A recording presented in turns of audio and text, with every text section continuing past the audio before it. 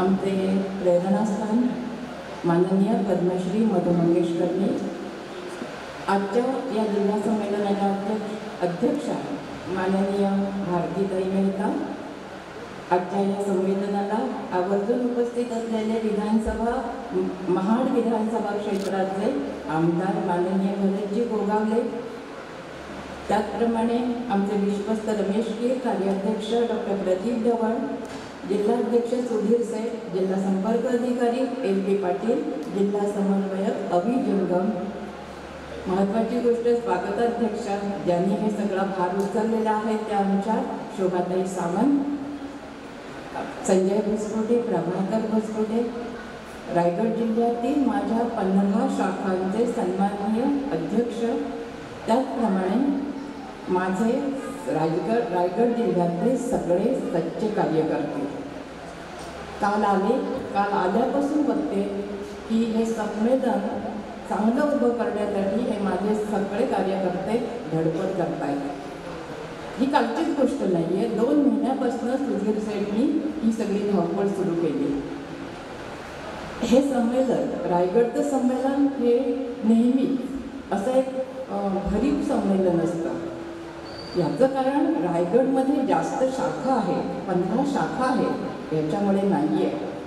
गुणात्मकदृष्ट्या आमचा रायगड हा नंबर 1 वर असतो.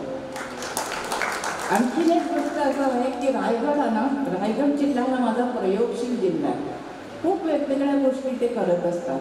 आत्ताचीच एक साधी गोष्ट, इतकी संमेलनं आमची झाली, आमच्या संमेलनाला ड्रेस कोड हा शब्द नव्हता, पण आमच्या सुधीर सेठनी सांगितलं नाही, ड्रेस कोड हवा. बरं, ड्रेस कोड कसा तर हिरवा रंग हा चैतन्याचा रंग, निर्मितीचा रंग. इथे आल्यावर मंगेश पाडगावकरांची कविता समोर दिसली. त्याच्यात आहे ती कविता आपल्याला माहीत होती, पण ती आज वेगळी भासली. याचं कारण त्या कवितेतल्या पहिल्या ओळी आहेत, ज्यांची हृदय झाडाची असतात त्यांनाच फक्त फुले येतात, तेच वाढतात, प्रकाश पितात, तेच ऋतू झेलून घेतात. ही जी सगळी माझी माणसं आहेत ना, ही झाडाच्या हृदयाची आहेत. आणि म्हणून हा रायगड जिल्हा प्रत्येक वर्षी हा नवीन काहीतरी करत राहतो. आता हे संमेलन बघा, खरं तर आमचं जिल्हा संमेलन हे 2 दिवसाचं असतं, 1 दिवसाचं असतं, पण रायगड जिल्ह्याने ते 2 दिवसाचं घेतलं.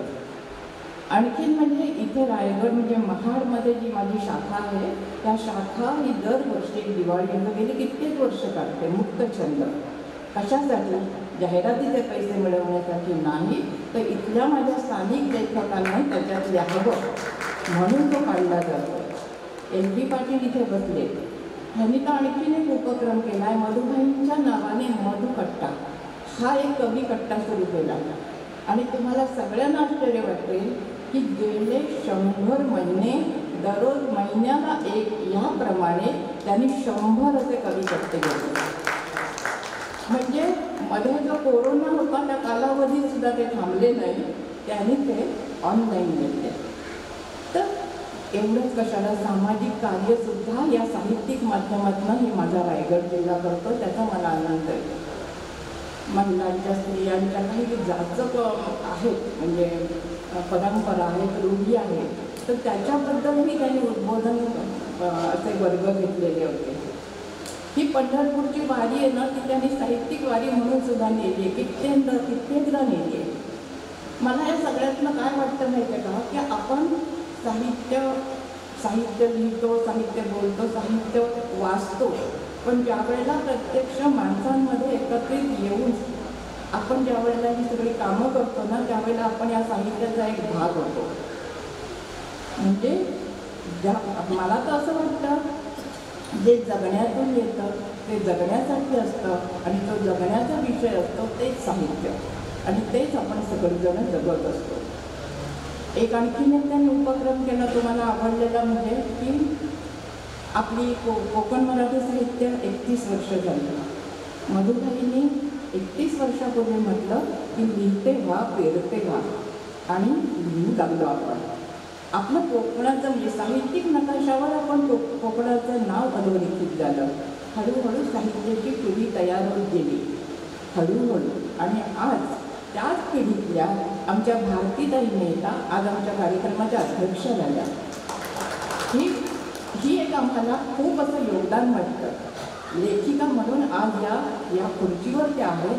त्यांची जडणघडण इथल्या कॉमर्सच्या शाखेतनं आणि कार्यक्रमातून झालेली आहे. एक असं मला सांगावंसं वाटतं की आपण सगळेजण या साहित्याच्या माध्यमातून विपुल लिहायला लागलो. खूप लिहितोय, चांगलं लिहितोय, चांगलं वाचायला शिकलो. एक चळवळच एक सुरू झाली. मधुबाईंनी सांगितलं, मगाशी म्हटलं लिहिते व्हा, म्हणून आपण लिहिते झालो. पण आज आपण सकस लेखन करण्याची खूप गरज आहे. पुस्तकं किती प्रकाशित होतात, लिहितो किती, ह्याच्यापेक्षा माझ्या कोकण मराठी साहित्य परिषदेचा लेखक हा किती प्रभावी आहे. महाराष्ट्रात माझ्या जिल्ह्यात हे लेखन हे दिसलं पाहिजे. त्यामुळे एक मला असं उदाहरण आठवतं की कवी अनिल, तुम्हाला सगळ्यांना माहिती आहे, कवी अनिलांनी आपला एक कविता संग्रह काढल्यानंतर 10 वर्ष काही लिहिलंच नाही. त्यावेळेला त्यांना कोणीतरी विचारलं, तुम्ही 10 वर्षात कविताही केल्या नाहीत, पुस्तकंही काढली नाहीत. तेव्हा त्याने उत्तर दिलं की थोडं लिहिलं म्हणून काय होतं, लिहावं ते चांगलं लिहावं, असं त्या काळात कवी अनिल म्हणाले. आपण ज्यावेळेला अनुकरण करतो मोठ्या साहित्यिकांचं, त्यावेळेला ह्या विचारांचं पण अनुकरण केलं पाहिजे असं मला वाटतं. आज या संमेलनाला मनापासून शुभेच्छा देते. माझी सगळीच जण हे रायगडची माणसं खूप चांगलं काम करतात, अधिक चांगलं करावं यासाठी पुन्हा शुभेच्छा देते. थांबते. आपल्या महाराष्ट्राचे तेव्हा मी आणि मधुबाई आपण देखील होतात साहेब त्यावेळी विटाला म्हणून सिद्धेसाहेबांकडे आम्ही गेलो होतो. आणि सिद्धेसाहेबांकडे एक मागणी केली आहे की कोकण मराठी साहित्य परिषदेची स्वतःची वास्तू असतात. कोकणातल्या वास्तुभवनाकडे आजही आपल्या सगळ्यांचं दुर्लक्ष आहे. आदरणीय मुख्यमंत्र्यांनी तात्काळ त्या आमच्या आहे आणि त्याचबरोबर सिडकोने देखील ते पत्र दिलेलं आहे. पण मी आम्हा सगळ्या कोकण मराठी साहित्य परिषदेच्या वतीने भरतजीने आपल्याला विनंती करतो, आपण खूप CM साहेबांच्या जवळ असतात, तर ते आमचं जे काम आहे अगदी शेवटच्या टप्प्यावरती आहे आणि कॅबिनेटमध्ये जर ती मंजुरी जर आम्हाला मिळाली तर आपल्याला कोकण मराठी साहित्य परिषदेला स्वतःचं असं ठाण्यामध्ये जवळ मुंबईत एक स्वतःचं ऑफिस असेल, त्यासाठी मी आपल्याला थोमस आपणच्या वतीने विनंती करतो. आणि या कार्यक्रमासाठी उत्तम सहकार्य त्यांचं लाभलेलं आहे. पण ज्यांच्याकडे पाहिल्यानंतर आपण अजूनही तरुण आहोत असं वाटतं, असा तारुण्याचा वटवृक्ष आणि चैतन्य मंत्र देणारे आदरणीय मधुबाई, आजच्या या संमेलनाचे संमेलनाध्यक्षा ज्येष्ठ साहित्यिका भारताई मेहता, त्यानंतर स्वतःचं मन मोठं करत ज्या माणसाने मंत्रीपद सोडलं, हे स्वतः एका दुसऱ्या मंत्री महोदयांकडनं उदयजी सामंतांनी आम्हाला सांगितलेलं किस्सा आहे. केवळ दुसऱ्याला मंत्रीपद देणारा माणूस मी अजूनपर्यंत राजकारणात पाहिला नाही. असं आदरणीय महाराष्ट्र गोगावले यांचा महाराष्ट्रामध्ये निवडक 3 आमदारांमध्ये क्रमांक लागतो, जे वैद्यकीय मुख्यमंत्री वैद्यकीय सहाय्यता निधीमध्ये महाराष्ट्रात 3ऱ्या क्रमांकाचे म्हणजे प्रथम क्रमांकाचे 3 आमदारांमध्ये असे माननीय महाराष्ट्र गोगावले. व्यासपीठावरचे आमच्या नमिताताई कीर, प्रदीपजी ढवळ, ज्याच्याकडे पाहिल्यानंतर अजूनही ज्याचं वय 30 वर्षच वाटतं असा आमचा सन्माननीय सळसाचा उत्साहाचा चैतन्याचा झरा सुधीरजी शेठ, माझे आदरणीय वडील प्रभाकरजी भुसकुटे आणि सर्व मान्यवर, कारण सगळेच मान्यवर या ठिकाणी आहेत. आपण सारेच जण या ठिकाणी आहात. या संमेलनासाठी मी कार्यकर्ता म्हणून इथे आहे, कारण मुळात कार्यकर्ता म्हणून राहण्यामध्ये गोडी खूप असते. कारण रायगडावर खडे पसरले शिवरायांचे पायी, हिरे माणिकात मोती आम्हा दौलत दुसरे नाही असं म्हणतात. सुधीर शेठ यांचं पण टाळ्यांच्या गजरामध्ये या ठिकाणी अभिनंदन करूया की त्यांनी यांच्या संकल्पनेतून आज खऱ्या अर्थाने रसिक आणि त्या पलीकडे डॉक्टर दाभाडकर दर्दी म्हणजे 2 पेग नावाचं पुस्तक देखील आज सगळेच जण प्रेमाने वाचू शकतात, कारण त्या पेगची व्याख्या त्यांनी वेगळी केली. असे सर्वजण आणि पोलीस खात्यात राहून पण साहित्यावर प्रेम करता आम्हाला बरं वाटलं झालं. फक्त लाठीच नाही तुम्ही मारत, तर अशी सर्व मंडळी या ठिकाणी आलात. खरं तुम्ही बोलणं योग्य नाही. आपल्या सर्वांच्या या ठिकाणी कृतज्ञता व्यक्त करतो आणि सुधीर शेठना या ठिकाणी आग्रहाची विनंती करतो की असंच आपण राज्याचं संमेलन सुधीरभाई, प्रदीपजी ढवळ आणि मधुबाईंच्या आशीर्वादाने आपण त्या ठिकाणी नमिता कीर मॅडम कुठे कोकणात येतील तिथे जोरदार करूया आणि हा वटवृक्ष फुलूया अशा शुभेच्छा देतो. सरस्वती मातेला वंदन करतो. महाराष्ट्राची कुलस्वामीने आई तुळजा भवानी मातेला वंदन करतोय. राजमाता आणि राष्ट्रमाता म्हणून ज्यांना गौरवलं गेलं त्या आई जिजाऊ महासाहेब यांच्या पवित्र स्मृतीनं वंदन करतो. रायगडावर खडे बसरले शिवरायांच्या पायी, रायगडावर खडे बसरले शिवरायांच्या पायी, हिरे माणिक मोती हीच खरी दौलत दुसरी आम्हा नाही. या भूमंडळाच्या ठाई आणि धर्मरक्षणापायी स्वामी समर्थांचा भगवा ध्वज ज्यांनी आपल्या खांद्यावरती घेतला आणि उराशी स्वप्न बाळगलं, हे हिंदवी स्वराज्य व्हावं, हे हिंदवी स्वराज्य संस्थापक महाराष्ट्राचे आराध्य दैवत जोपर्यंत या पृथ्वी तळावरती चंद्र आणि सूर्य आहे तोपर्यंत ज्यांचं नाव गुंतलं जाऊ शकत नाही. 32 मनाच्या सोन्याच्या सिंहासनावरती आरूढ होणारा जगातला एकमेव राजा राजाधिराज राजे शिवछत्रपती महाराज यांना आपल्या सगळ्यांच्या वतीने त्रिवार मानाचा मुद्रा. सिंहाच्या जबड्यात घालून हात मोजितो दात जात ही मराठ्यांची, ज्यांना धर्मवीर ही पदवी भाग करण्यात आली ते शूरवीर संभाजी महाराज यांनाही नतमस्तक होतोय. आधी लगीन कोंढाण्याचा आणि मग माझ्या रायबाचा असं ज्याने आपल्या रक्ताने अमर इतिहास लिहिला गेला त्या शूरवीर नरवीर तानाजी मालुसरे यांनाही माझा सादर प्रणाम. मराठी मुलांचे मानबिंदू हिंदू हृदय सम्राट आदरणीय सर सेनापती बाळासाहेब ठाकरे यांना अभिवादन करतो. उद्या 22 तारखेला राम मंदिराचं उद्घाटन होणार आहे अयोध्यामध्ये आणि संपूर्ण देशामध्ये हे वारं संचारलेलं आहे. तो कार्यक्रम झाल्यानंतर बरोबर दुसऱ्या दिवशी म्हणजे 23 तारखेला आदरणीय बाळासाहेबांचा जन्मदिवस असतो. कारण आम्ही त्यांच्या विचाराने भारावून गेलेले आहोत. आणि आज आपण मला सांगितलं त्या ढवळ सरांनी तर ते विचार यांचे आम्हाला पूर्ण करायचे आहेत. तर आपले या राज्याचे लाडके मुख्यमंत्री सर्वसामान्यांचे गरिबांचे आणि तुमच्या आमचे असे आदरणीय एकनाथजी शिंदे साहेब, आपण ज्या पवित्र ठिकाणी आजचा हा कार्यक्रम संपन्न होतोय पाचाडला राजमाता जिजाऊ मासाहेबांची समाधी आहे, त्यांचा वाडा आहे आणि 12 तारखेला तारखेप्रमाणे जिजाऊ मासाहेबांचा जन्म उत्सव.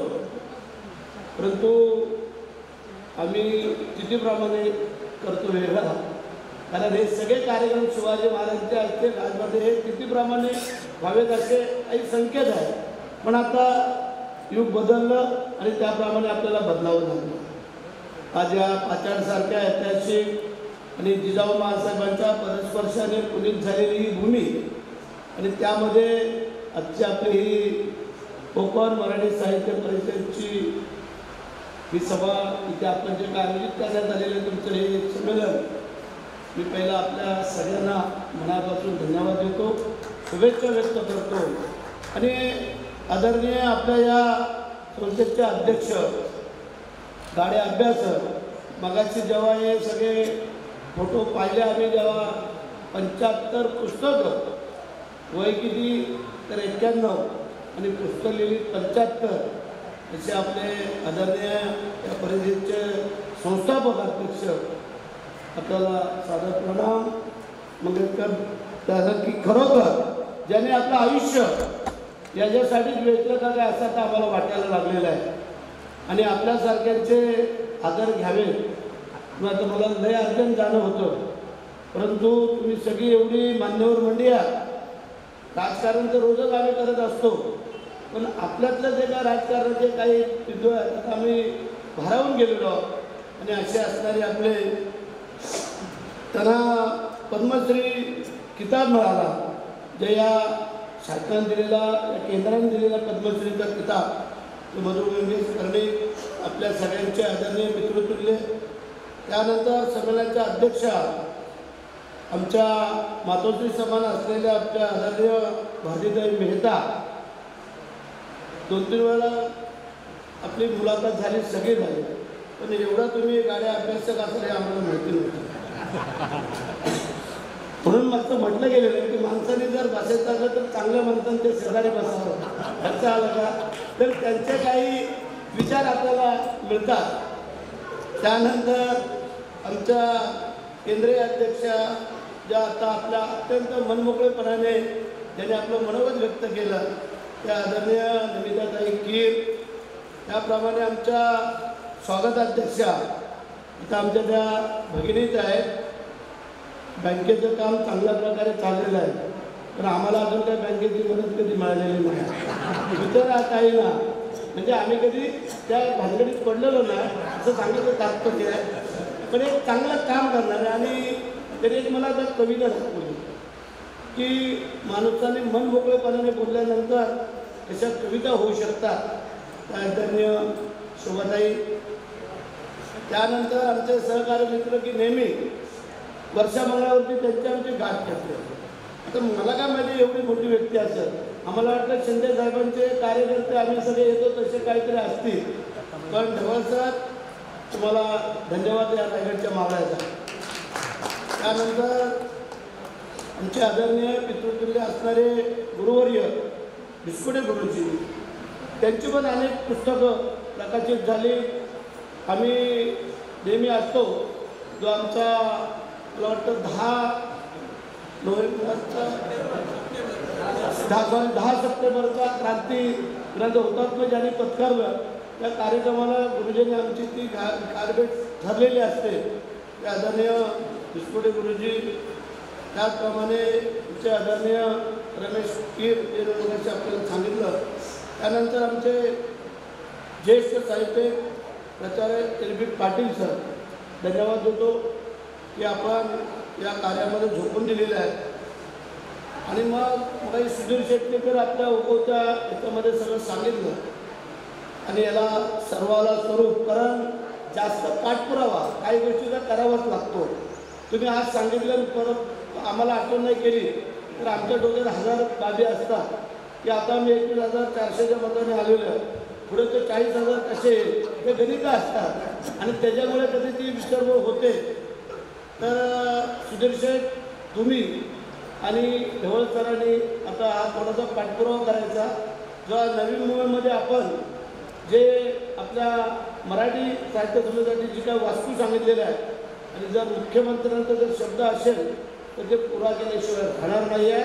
फक्त पाठपुरावा करावा ही जबाबदारी आमची. कारण एक चांगले एमडी आता आलेले आहेत दिगीकर साहेब, त्यांच्याकडून तुम्हाला पाहिजे तर एखादा आपण सर्व तुमची टीम आणि आपण सगळी मंडळी, आता मधुबाईंना जास्त त्रास देऊ नका, पण मला वाटतं त्यांच्या कारकिर्दीतच ही इमारत वास्तू व्हावी ही एक संकल्पना करूया आपण. आणि त्यासाठी आपण थोडी धावपळ करूया. मग जो काही योगदान असेल आमच्या परीने ते आपण करूया. आज आपण हे साहित्य परिषद इथे आयोजित केलेली आहे, त्याच्या पाठीमागचा चांगला उद्देश आहे. आता आपली मान्यवर मंडळी जे व्यासपीठावर असणारे वेगवेगळ्या स्तरामध्ये काही नंतरचं काम करायला दिग्दर्शक करतायत. आमच्या पाटीलताईंनी तर मगाशी डबल पारितोषिक तुम्हाला दिलं, लक्षात आलं.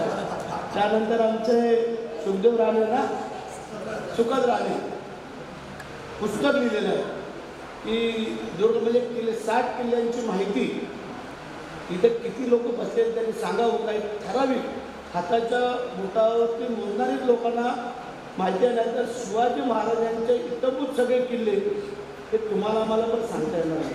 म्हणून अशा पुस्तकांना थोडं डोकावलं तर मला वाटतं की आपल्याला कळत शिवाजी महाराज छत्रपती झाले ते भूगत झालेले नाही. त्यांची असणारी प्रचंड मेहनत आणि त्यांनी बांधलेले किल्ले या सगळ्यांचा जर थोडासा जर त्या पुस्तकाला स्पर्श केला तर मला वाटतं आपल्याला त्यातलं काहीतरी कळत. आणि मग शिवाजी महाराज किती महान होते, किती श्रेष्ठ होते, युगपुरुष का म्हटलं जातं. आणि आम्ही तर शिवाजी महाराजांचं नामस्मरण केल्याशिवाय एक पाऊली पुढे जाऊ शकत नाही. बरोबर, आम्ही तर 3 वेळेला आमदार आहोत. बऱ्याचशा लोकांचा आशीर्वाद आहे, जास्त लोकांचा, काही लोकांचा नाही, पण आम्ही ते नाही करत. दिया उसका भी भला और नाही दिया उसका भी भला. आम्ही त्या पद्धतीने चालणारे मंडळी आहोत. कारण आम्ही जेव्हा काम करतो तेव्हा अधुरं काम करत नाही. मग रस्ता असेल, पाण्याची योजना असेल, सभागृह असेल, सभामंडप असेल, अंगणवाडी असेल, शाळागृह असेल, जे जे काय करता येईल ते पूर्ण करायचं. हाताची बोटं काही सगळी सारखी नाही, वर काय तसं राजकारणात आहे, पण तुमची नियत आणि नीतिमत्ता त्या 2 गोष्टी जर असल्या तर तुम्हाला भंग नाही. बऱ्याचशा लोकांनी आटापिटा केला, बऱ्याचशा पहिल्या वेळेला, दुसऱ्या वेळेला, तिसऱ्या वेळेला नाही शक्य झालं. कारण आम्ही गरिबांचे शेठ आहोत. लोक बोलतात काय श्रीमंती तुमच्याकडे काय आहे, ते हातात बितात दिसतं, ते काय नाही, ते थोडं आहे, त्यात काही मोठं नाही आहे. परंतु माणसाचं मन मोठं असायला पाहिजे. घर मोठं असण्यापेक्षा माणसाचं मन मोठं असलं तर तुम्हाला भंग नाही आहे. आम्ही नेहमी सांगत असतो, माणसाने शेड भरायचं असेल तर गरिबांचे बनव, श्रीमंतांचे बनवू. आम्ही ज्यावेळेला नेहमी माझं उदाहरण असतं, तुम्ही श्रीमंतांच्या घरी गेलं तर ते गाडी, घोडा, बंगला, बेडरूम, बाथरूम सगळं 4-4 लाखाचं बोलतात. हा माझा बाथरूम आहे, आम्हाला 4 लाख रुपयाचं घर बांधायला कठीण वाटतं. आणि उठताना मग तर आता आम्ही येतो, जाऊ द्या, बंगला थांबा थांबा, चहा ठेवायची तर राहिली. अर्धा तास जेव्हा तुम्ही बंगला दाखवला तेव्हा तुम्ही चहा ठेवायला सांगितले नाही बायकोला. तुम्ही गरिबाच्या घरी जा, तुम्हाला लगेच बसायला देणार, तांब्यावर पाणी देणार आणि त्यानंतर चहा. जर रात्री उशिरा गेलो तर सांगतील आता राहा, जेव्हा झोपा आणि सकाळी जा. सकाळी लवकर गेलो तर आपल्याकडे न्यारीची पद्धत आहे कोकणात, ते बोलते न्यारी करा आणि मग जा. ही आत्मीयता आहे. गरिबाचा आशीर्वाद हा हृदयापासून आणि मनापासून असतो. श्रीमंतांचा मतलब असतो, काहीतरी काम साध्य झालं का तुम कोण आहोत हम कोण, त्याप्रमाणे आज आम्ही काम करतो. मग आज सांगितलं वस्तुस्थिती आहे. पहिल्या क्रमांकामध्ये 9च्या यादीमध्ये माझं नाव होतं, परंतु काय करणार, मुख्यमंत्री थोडे आमच्या संभ्रमात दिसले मला. शेठ आता काय करायचं, 9 तर आपल्याला पदं द्यायचे आहे आणि तुम्ही 10 लोक आहे, नेमकं काय करायचं. बोललो ठीक आहे. मला पण वाटलं नव्हतं एवढा वेळ जाईल पुढं. बोलो महिन्याभरामध्ये परत होईल. बोलो काय तशी जर तुम्हाला काय अडचण असली बोलून मी थांबतो. त्याचं कारण मी या रायगडचा मावळा आहे. शिवाजी महाराजांच्या रायगडच्या राजधानीतला भाग्यवंत आमदार मी आहे. 288 आमदारामध्ये एकमेव आमदार मी आहे जो भाग्यवंत आहे. त्याचं कारण 5 ते 6 लाख लोक मुलांसहित या रायगडवरती येतात, शिवाजी महाराजांच्या समाधीचं दर्शन घेतात आणि मग इथून जातात आपल्या पायाची धूळ काढून. त्याचप्रमाणे स्वामी समर्थांचं शिवतरगड आहे, या ठिकाणी हजारो लोक येतात. 14 तळ्यावरती हजारो लाखो लोक येतात आणि मग नरवीर तानाजी मालुसरे यांच्या समाधीचं दर्शन घेण्यासाठी हजारो लोक येत असतात. आणि मग ज्या वेळेला माझा राजा संकटात सापडला असताना आधी लगीन कोंढाण्याचं आणि मग माझ्या रायबाचं, हा जेव्हा आम्ही लोकांना इतिहास सांगतो तेव्हा माझा मुख्यमंत्री जर अडचणीत सापडला, जर आम्ही जर त्याला मदत नाही करू शकत तर त्या आमदारकीची काय देणार. हरकत नाही आहे, मंत्रीपद येईल जाईल, पण जो मान आणि सन्मान जे या मंत्रिमंडळामध्ये जे मंत्रण आहे तो आम्हाला पण आहे. कारण आम्ही या जनतेची कामं करत असतो. असा गाव नाही, अशी वाडी नाही की अशी वस्ती नाही की त्या ठिकाणी बऱ्याच शेतनी काम केलेलं शिवसेनेच्या माध्यमातून आज हा रस्ता पूर्ण होतोय. आज ही वास्तूची काय अवस्था होती विचारा. हे दोन्ही भाव इथे बसलेत, आमचा प्रभाकर आहे, रोपेवाला आहे, ते आमचे कार्यकर्ते सगळे आहेत. इथे मगाशी जवळजवळ तुम्ही सांगितलं इतर आता कितीतरी बरे हे सजवलं म्हणून तुम्ही सांगितलं, परंतु इथे तुम्ही उभं राहू शकले नसतात, परंतु आम्ही ते करून दिले. आज इथे आपण किल्ल्यावरती येतोय, फक्त आम्ही किल्ला पाहतो. एवढा उंचीचा किल्ला राजाने कसा राज्यकारभार केला असेल, या किल्ल्यावरून तिथं पाण्याची काय व्यवस्था ते तरी काय केलं, या सगळ्या गोष्टी जर आपण पाहिल्या तर अंगावरती शहारे होतं. आम्हाला पाणी थोडं कमी पडलं, जे कार्यक्रमाला येतात ते आम्ही भोंगो करतो सरकारच्या विरोधात. आणि अशा वेळेला आम्ही सांगितलं नुसतं आम्हाला किल्ला नाही, आम्हाला शिवाजी महाराजांचा इतिहास पाहिजे. जे काय शिवाजी महाराजांचं, जिजाऊ माँसाहेबांचं बाळपण कसं गेलं, कसं घडले, कसे जडले. आणि मग मी मुख्यमंत्र्यांकडं मागणी केली की बोला आम्हाला इथं शिवसृष्टी पाहिजे. येऊ द्या ना आमच्या तरुणांना.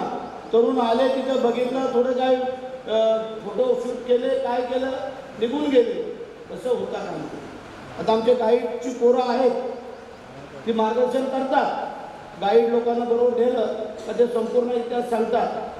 परंतु सांगणारा आणि पाहणारा हा इतिहास आम्हाला तिथे पाहिजे.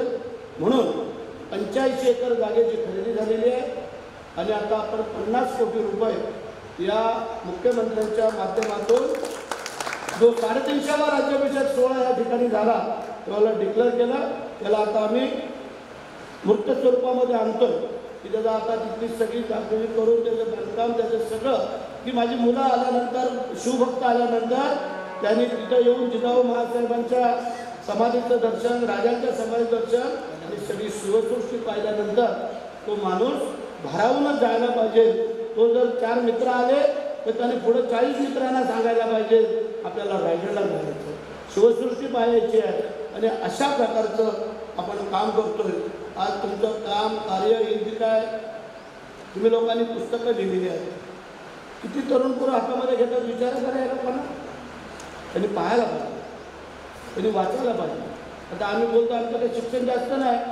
आम्हाला त्यावेळेला काही आमच्यावरचा आरोप झाला त्यांना शिक्षण कमी आहे, हे तिकडं विधिमंडळामध्ये जाऊन काय करणार, कमी शिक्षणाची लोक आहेत ही. लोकांना म्हणजे प्रचार करत होते, भासवत होते. पण मला माहिती आहे की ग्रामीण भागातला कार्यकर्ता असल्यामुळे ती लोक मला स्वीकारणार. कारण का माझं शिक्षण 9वी नापास, बाकीचे होते 15वी 16वी, काय गुणाने किती केलं काय माहिती नाही. त्यांनी आमच्या ठिकाणी तुम्ही केल्या. पण आम्ही सांगितलं जर खरोखर गोरगरीब जनतेला, जर गरिबाला एका शेतकऱ्याचा मुलगा जर आमदार हवा असेल तर मला निवडून द्या. जर तुम्हाला श्रीमंताचा हवा असेल तर मग ते आम्ही काय सांगू शकतो.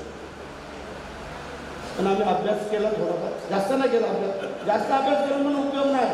मग तो लय डोक्याच्या बाहेर जायचं तेव्हा नाही. आम्ही थोडा अभ्यास करतो पण चांगला करतो. त्या लोकांच्या हितासाठी करतो, लोकांच्या हितासाठी की त्यांना तर पत्नीच पडायला पाहिजे. मोठेपणा कोणी करत, पण मोठेपणा करण्यापेक्षा लोकांना मोठं करणं हे आपण ठरवायला पाहिजे. आज हजारो कार्यकर्ते आम्ही व्यवस्थितरित्या पुढे वाटचाल करता येईल. काही नाराज होतात, काय होतात, तर त्यांना परत आम्ही नाही कधी राबवत. कारण त्यांच्यामुळे आम्ही 3 वेळा आमदार झालेलो. अनंत उपकार या मतदारसंघातल्या जनतेचे की त्यांनी भरतशेठ सारख्या एका सामान्य गरीब शेतकऱ्याच्या कुटुंबातल्या मुलाला 3 वेळा आमदार केला आहे आणि 4थ्या वेळेची पण तयारी चालू आहे आणि चौकार मारणार. म्हणजे आज पुढच्या वेळेला जेव्हा कुठं काय असेल तेव्हा मला सांगा, तेव्हा मी आमदार म्हणूनच येणार आहे. तेही आपल्याला सांगतो. कारण आम्ही बोलतो तेच करतो. चुकीचं आम्ही बोलणार नाही आणि मोठेपणाचा ताव आणणार नाही. आम्ही त्या प्रकारे काम करतो. कारण तुम्ही करा एखाद्याला मदत, तो तुमची आठवण ठेवून, जाणीव ठेवून. सकाळी यायला थोडा उशीर झाला, मला 10चा टायमिंग होता. सुदर्शननं आमच्या संजय सगळ्यांना माहिती आहे सकाळी ही गर्दी झाली होती. पण करणार काय, थोडं त्यांना विनंती केली. आजचा दिवस जरा सुद्धा ही अशी एवढी मोठी दिग्गज मंडळी येणार आहे, तिथे मला फक्त आशीर्वाद घ्यायचे आहेत, बाकी काही नाही. 4थ्या टर्मसाठी म्हणून बोललो मला थोडी जावं नव्हतं. आणि मग मी तिथं आलो. पण येता 4 लोकांना आजारपणासाठी मदत करून आलो म्हणून मला उशीर झाला. तर आम्ही विचारतो काय आहे. काही लोकांना गाडीला पैसे नसतात, ॲम्ब्युलन्सला पैसे नसतात, डॉक्टरकडे जायला पैसे नसतात. हे बघा दाबाडे डॉक्टर आमचे बसले तर आम्ही फोन करतो, सर त्या पोराला पैसे नाही, त्याच्या आईकडं आदिवासी आहे, गरीब आहे, थोडेसे पैसे कमी करा, थोडे आम्ही मदत करतो. ऐकतात ते. त्यांना माहिती आहे की इथं दवाखाना चालवायचं भरत अध्यक्षांनी चालू. तर ही सगळी आमची मित्रमंडळी, डॉक्टर मंडळी. कारण आदिवासींचा आम्हाला थोडासा जास्त अडचण येतो. मुंबईला पाठवायचं झालं, एकही नातेवाईक नाही त्यांचा मुंबई, ते या डॉक्टरने सांगतात आम्हाला काय होईल ते इथं करा. बोलो तसं नाही. डॉक्टर सांगतात तुम्हाला जगायचं दाबाला. मग त्यांना घर दिसतं भरतशेठ. मग भरतशेठ तिथं कार्यकर्त्यांना सांगणार, तिथल्या डॉक्टरना सांगणार आणि इथून आता ते नवीन गुगल पे झालं आहे. महिन्याला 30-40 हजार रुपये द्यावे लागतात. करणार काय, तो येणार कसा बिचारा तिथून. तो तिथल्या दुकानदाराला सांगणार हा नंबर घ्या. तेवढंच पुण्य आमचं आहे आणि तो आशीर्वाद आम्हाला वाया जाणार नाही आहे. मंडळी, पोट भरलेला जेवण वाढू नका, तुम्ही भुकेले आहात ना त्याला वाढा असं म्हटलं गेलेलं आहे. भुकेला कोरडा असेल धोंडा असेल चालतो, पण पोट भरलेल्याला पंचपक्वान वाढलं तरी तो त्याचं असं फक्त बोटं बोलत बसतो. म्हणून आपण भुकेलेला थोडंसं सहानुभूती करूया, ही माझी विनंती आहे. आता हे दोघं भाऊ हॉटेलवाले इथं बसले, तो आमचा खातोय तिथं आहे. हे लोकांच्याकडे तुम्ही माझी वागवा केली, कारण ह्या लोकांचं रायगडच्या किल्ल्यावरती त्यांच्या वडिलांनी त्या पूर्वी बांधलेलं तिथं हॉटेल, तेव्हा ते देशमुख हॉटेल म्हणून फेमस आहे. आता आमच्या आनंदा बराच मोठं झालं, 4 माळची बिल्डिंग बांधली या रायगड किल्ल्याच्या जीवावरती. विचारा त्याला काय आता दुसऱ्या तिच्या समोरच आहे रायगड यात्रेला काहीतरी. ते सगळे एक आमच्याबरोबर एक विरुद्ध काय, सगळ्यांना बरोबर घेऊन जातो, त्यांना विचारा. आणि आता इथली आमची सरपंच ताई आलेली आहे, तिला विचारा. अरे ती पण अजून आमच्याकडे नवरा माझ्याबरोबर आहे, विचारायचं खातूला. पण तिला सांगतो काही टोटल काम तिला करून दिलं. तलाव बांधून दिले, 2 तलाव बांधून दिले, त्याला नळ पाणी कुठे योजना दिली, 2 सभागृह बांधून दिले, एक मोठी पाण्याची योजना आपण इथं आखतोय. हा रस्ता पूर्ण तिथपर्यंत येतो, त्याच्या सगळ्या वाड्या वस्त्या पूर्ण करतो. तिला विचारा, तिच्या कारकिर्दीत दुसऱ्या वेळेला कोणी बोलताना सांगायला पाहिजे की हीच सरपंच आम्हाला द्या, पण आमच्याकडे येशील तेव्हा नाही आहे. तर म्हणजे सांगायचं तात्पर्य एवढंच आहे, आम्ही काम करतो त्याला मोबदला मागतो. जर कामच नाही करणार तर मोबदला मागायचा अधिकार काय? आता शुभताईंना आमची विनंती आहे, तुम्ही आम्हाला पैसे देऊ नका, काही देऊ नका, कारण अजूनपर्यंत तशी काही वेळ आलेली नाही आहे. पण आशीर्वाद फक्त तुमचा द्या, एवढीच आमची तुम्हाला विनंती आहे. आणि मग महानगरपालिका जे अण्णांचं नाव आत्तापर्यंत लोक घेतली जातात, तसं तुमचं नावही निघायला पाहिजे. त्यासाठी आम्हाला आशीर्वाद द्या. महाडचा तर कायापालट आपण करतोय. महाडमध्ये एकही प्रभा, वीरेश्वर महाराज असेल, चौदार तलाव असेल, हापूस तलाव असेल, कोटेश्वरी असेल, संपूर्ण रस्ते नवीन डिपिया. काही तुम्हाला खरंच अभिमानाने सांगतो, परवा 65 कोटीची योजनेला मंजुरी दिली, तर आता वरपाडर आपण करतो. 100 कोटीच्या रस्त्यांना आपण मंजुरी आणतोय केवळ ह्या शहरासाठी. मग नेमकं काय करतो?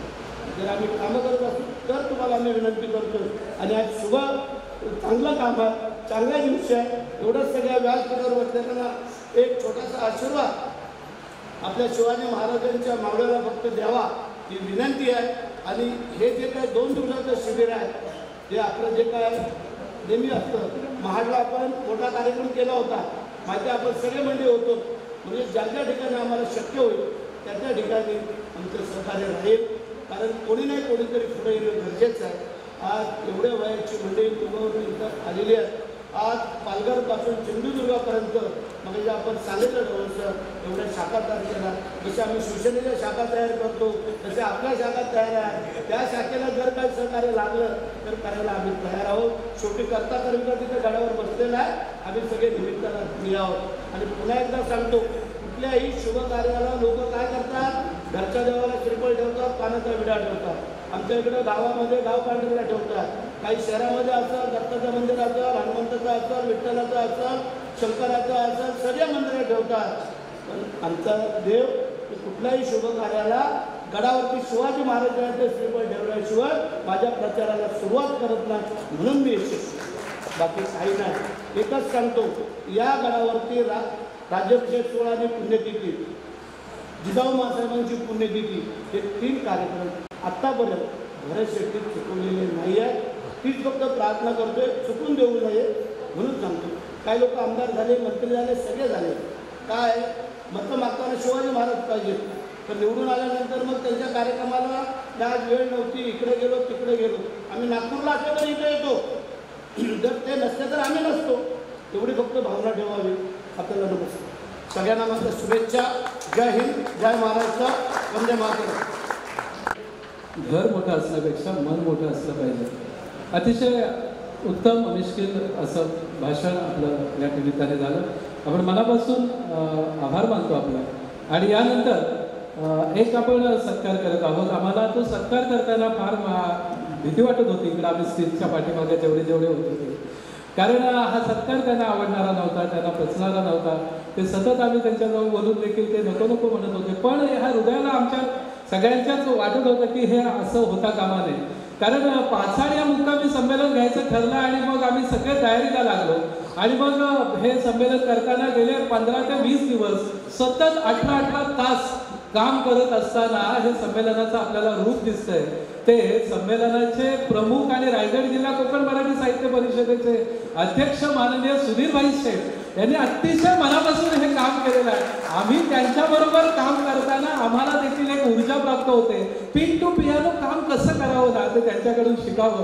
अगदी संयम मध्येच थोडंसं रागवतात आणि पुन्हा प्रेमाने आमच्यावर हात फिरवतात आणि मग पुन्हा एकदा उभारी प्राप्त होते. मी सर्व मान्यवरांना विनंती करतो, आमच्या महाड शाखेच्या पदाधिकाऱ्यांना विनंती करतो, आपण सुधीरभाई शेठ यांचा हृदयपूर्वक या ठिकाणी सन्मान आणि सत्कार करावा. हा सत्कार निश्चितच आम्हाला प्रेरणादायी ठरेल. आमच्या सरकार